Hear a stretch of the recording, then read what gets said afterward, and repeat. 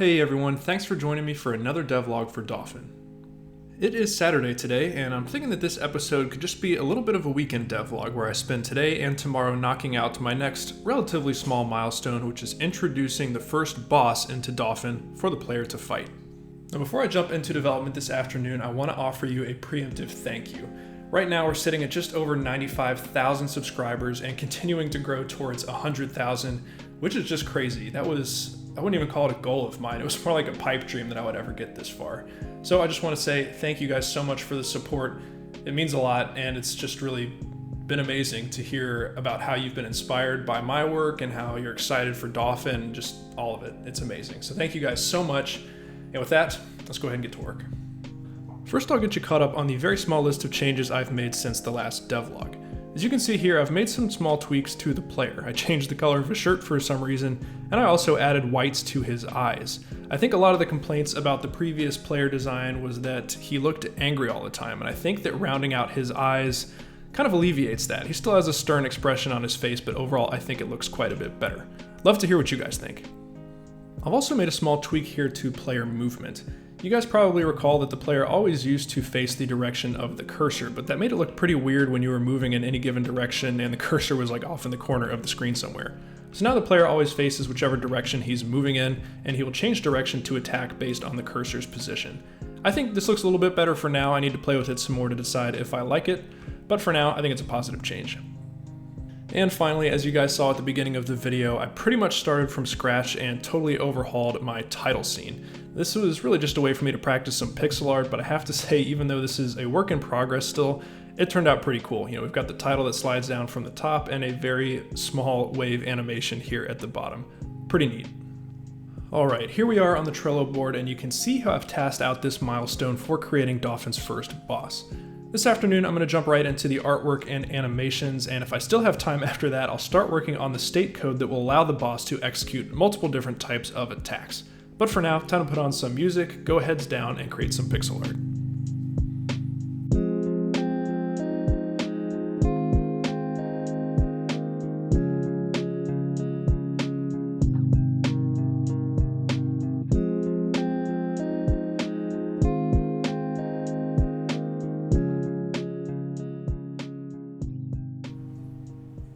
Alright guys, just spent the past hour heads down working on this pixel art, and oh my gosh did this thing turn out horrifying. I did not mean for it to be so scary, especially when you compare it to my previous two enemies that I've created for Dauphin, which are quite cute in my opinion. This thing just looks like it came straight from the depths of hell. Anyway, I'm definitely going to move forward with it for the purpose of creating this boss. You guys let me know what you think about this art style. It's definitely a little more I don't even know what the word for it is, mature than what I've done so far for this game, but I think it turned out pretty cool, and I'm really happy that I was able to create this in just 60 minutes. So let me know what you think down in the comments. For now, I think I'm just going to take a little bit of a break. Still have to do the animations for this guy, but I don't want to burn out here on too much pixel art. So I'm just going to relax for a bit, play some video games, and I'll be back to animate this guy in a little bit.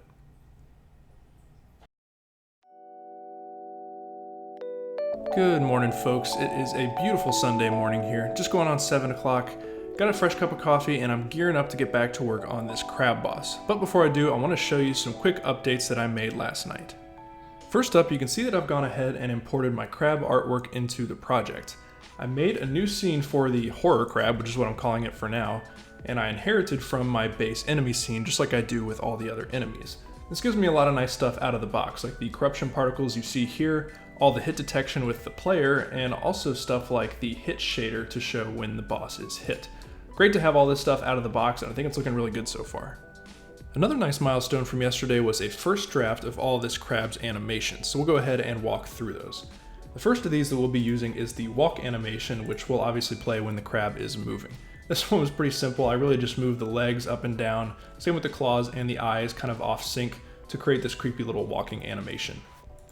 Next up is what I'm calling the turtle animation. Now the point of this animation is to convey that the crab is kind of pulling in his defenses. He's covering up his mouth parts here, which will ultimately be the vulnerable place that the player needs to attack. Now after he's kind of turtled up here, there's going to be a third animation where he shakes his body up and down. Let's see if we can get this to play. So this is meant to be an indicator that the crab is kind of charging up and about to launch a projectile attack at the player. And this will make more sense once I get this all coded up. These animations are looking pretty good for now. I'll probably iterate on them more later, but it gives me a place to start working on the crab's various states. So with the first draft of the artwork finished and loaded into the project, all that's left is to code up this crab's behaviors, and this is definitely going to be the toughest part of this milestone. Time to go heads down, drink some coffee, write some code. Sounds like a pretty good Sunday morning to me.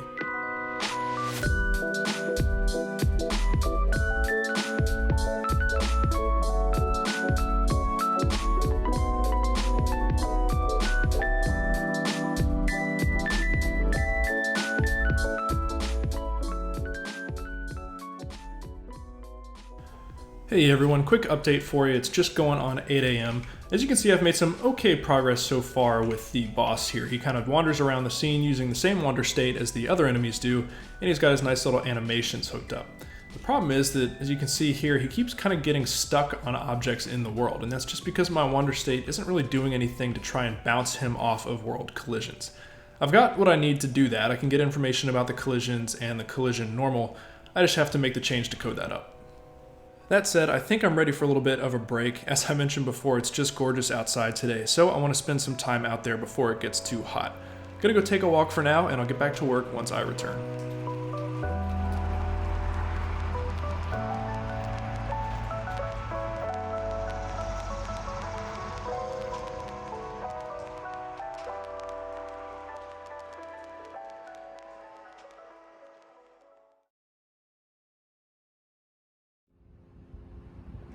Good morning everyone, and welcome back to Friday morning. I know it's been like a week since my last update and we totally failed the idea of the weekend devlog, but I'm happy to report that my work on this boss has not been a failure and has actually turned out pretty cool. As I started work last Sunday on implementing the boss's combat mechanics, I identified so many areas for improvement within what was formerly my abstract enemy class that the boss and all of Dauphin's bad guys extend. This class has now been heavily reworked and is more aptly named Organism. I'll talk a little bit more about that, but first I want to show you this boss. So here we are on the beach with the crab boss, who is already trying to attack the player, as you can see. I guess first we'll just go ahead and look at the boss's interaction with the player. As you can see, we are looking at a lot of the same animations that I showed you before. The legs move up and down when the crab is moving. He turtles up after a couple seconds of walking, shakes his head, and after just about a second of shaking his head, he fires a projectile at the player. This is meant to really just be kind of his attack state when he starts to turtle up here so that the player knows, okay, he's not moving anymore, I need to get ready for some kind of attack. And I think it communicates that fairly well. Of course, this is just a really rudimentary boss mechanic here, but it's certainly more advanced than my crabs and bats that I've already made, so I'm pretty happy with how this is looking so far. In terms of attacking and defeating this enemy, it's going to be a little more complicated than it is with the other enemies in Dauphin that you really just have to hit with any form of attack. For this guy, we have to aim for his weak spot, which are these green mouth parts in the middle of his body. We can't just aim for that spot from anywhere. In most cases, his shell will block attacks, especially from the top, so we're going to have to be below him, and we're going to have to wait for an opportunity where his arms open up and show those mouth parts. You can see that when his arms are closed, he's going to block that. And right when he finished attacking and opened those back up, you saw I was able to do damage. So this is a very basic mechanic, just requires a little bit of timing on the player's part and also positioning to stay below the crab, which I think is pretty cool. If you're wondering how I made that defensive mechanic for the crab, it was actually pretty simple. You can see on the horror crab scene here that he's got this little red shape at the top of his shell. This is actually an instance of a new scene that I created called Armor, which is an area 2D and its associated collision polygon 2D. Now this collider lives on its own armor layer, so that incoming attacks can check to see if they've collided with armor, and if they have, they can basically just not apply any damage to the organism. Now if we go ahead and switch from my walk to my turtle animation, you can see that what I'm doing here is actually animating the points that define this polygon, so that when he's in his turtle mode, it'll actually cover up his mouth parts entirely so that no attacks will be able to pass through the armor and do damage, and this works really well. Finally, you may be wondering what happens if we actually manage to defeat this boss. I've got him on low HP here, so we'll go take one last hit and you can see what happens when he's defeated. He's got a pretty cool animation there where his body shakes and spews out particles from his legs and kind of his shell area. Now of course it all ends in a big explosion of loot here and actually the spawning of 3 healthy crabs. What this is meant to convey is that rather than just being one giant corrupted creature, he may have actually been made up of smaller corrupted crabs who we have now saved by defeating him. Again, kind of continuing our mission just to make things happier and healthier. With the first draft of the boss's combat mechanics wrapped up and looking pretty cool in my opinion, it's time to move on to the last task of this milestone, which is creating some kind of corruption bar to let you know how close you are to defeating the boss.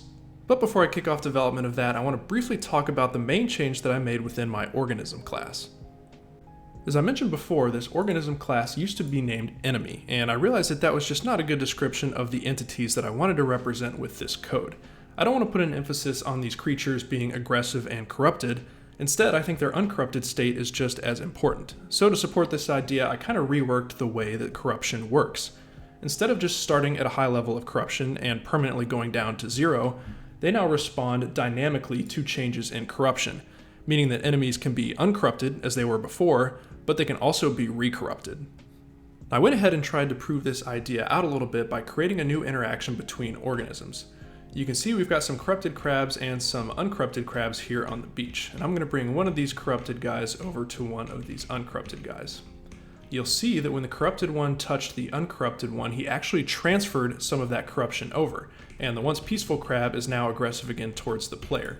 This was a small change in code, but ultimately the notion of spreading corruption brings this world much more to life in my opinion, and also creates more urgency for the player in terms of destroying all the corruption in a given area. I think this is a really cool mechanic.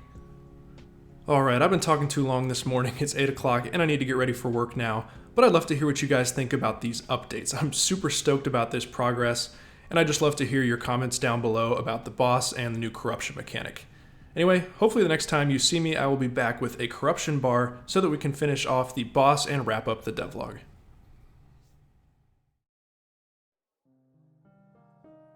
Hey everyone, welcome back to Saturday morning for the final update of the episode.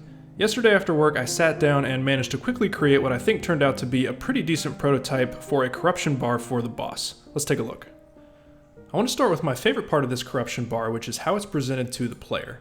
If I approach the boss here and I get within a certain range, you'll see the bar fade in at the top of the screen. It of course presents the relative amount of corruption that the boss has and the name of the boss. I like that it's fixed to the top of the screen here because it's kind of a call to action for the player that they're about to enter a more serious combat encounter than with any of the other normal enemies that are found in the game. The bar behaves in combat just about how you'd expect. As we damage the boss, the bar will shrink from both ends to let you know that you're decreasing the corruption level of the organism. So we'll go take a swing here, and you'll see that his corruption level has decreased. If we get him all the way to the bottom, of course the purple will entirely disappear, and ultimately the bar will disappear because we've defeated the boss. With the corruption bar work all wrapped up, I think I'm ready to call my boss milestone complete. This was an important step that helped me refine the architecture of my organism class and allow for even more types of creatures and interactions between those creatures in Dauphin. As always, hope you guys enjoyed the devlog and left some feedback for me down in the comments. I want to end with a big thank you again for all the support as the channel continues to grow towards that 6-figure milestone, which we might even hit before the next video. Hope y'all stay safe, and I'll see you in the next one.